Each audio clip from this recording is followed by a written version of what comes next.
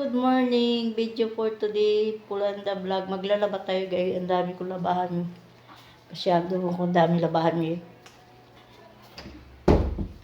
Dami ko labahan guys. Ayan oh. Ayan oh. Oh. Yan ang labahan ko. Yan. Washing ko muna. Ayun yung washing. Nasa CR. Laba muna ako guys. Kasi maya nasa tindahan ako.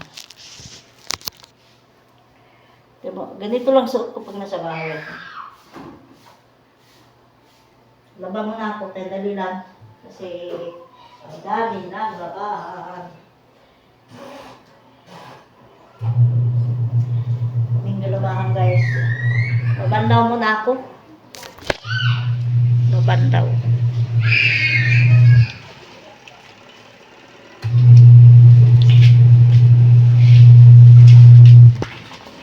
Kung labahan guys.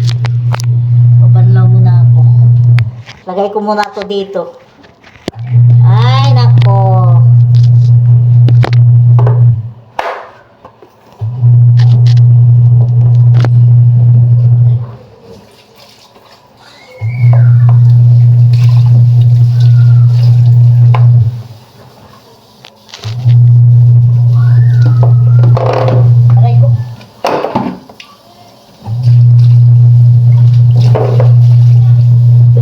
Dito kasi sa CR ako naglalaba, hindi ako naglalaba sa labas.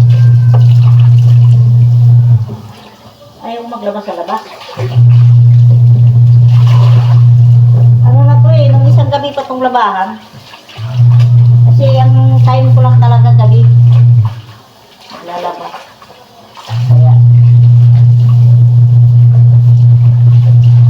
Kaya dryer ko lang.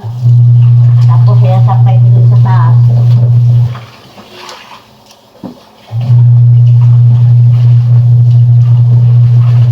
Guys, naubusan ng ano.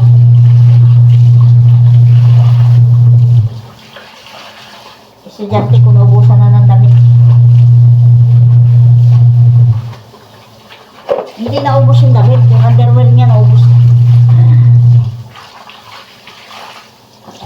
Buwan lang kasi kung maglalaba. Minsan naigit pa.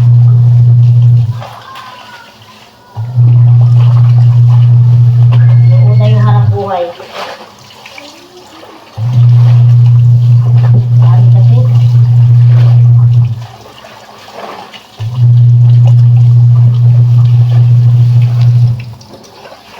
Kawawa naman yung anak ko nang wala nang masusuot.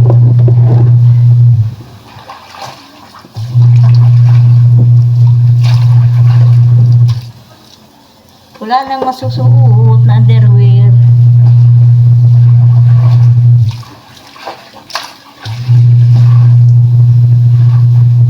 Ito ko sa CR naglalaba kasi.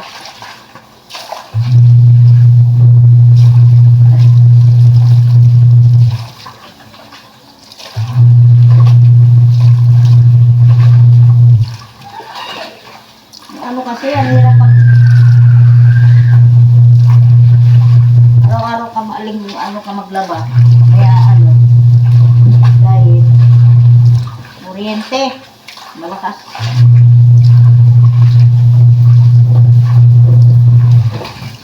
Sila muna nagbantay tindahan. Pag may deliver sila, isasara nila yung gate, yung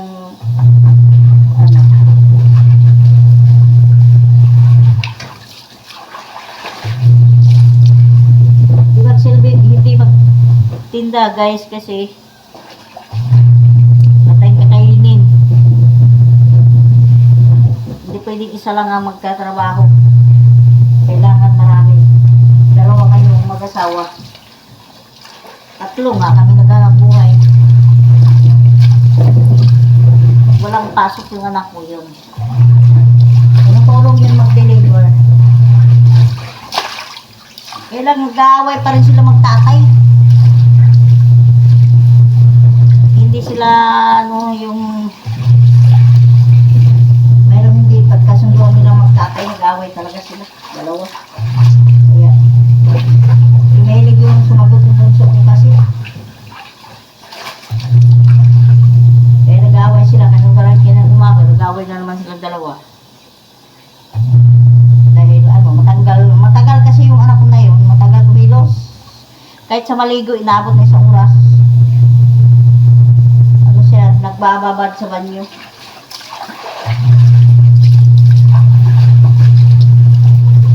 Ewan ko bakit matagal maligo yung bata na yan. Tapos puro pa cellphone. Sabagay yun lang naman kasi ang time niya pag wala siyang pasok sa school. Talaga nagpa-cellphone siya. Eh, yung tatay niya kasi maligalig din. Siyempre bata.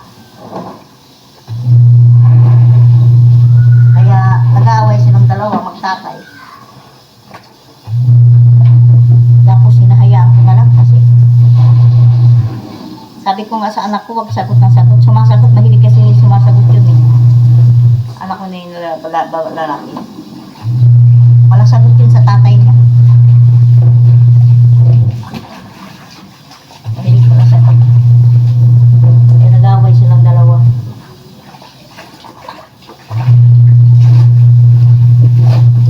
Tulad ngayon.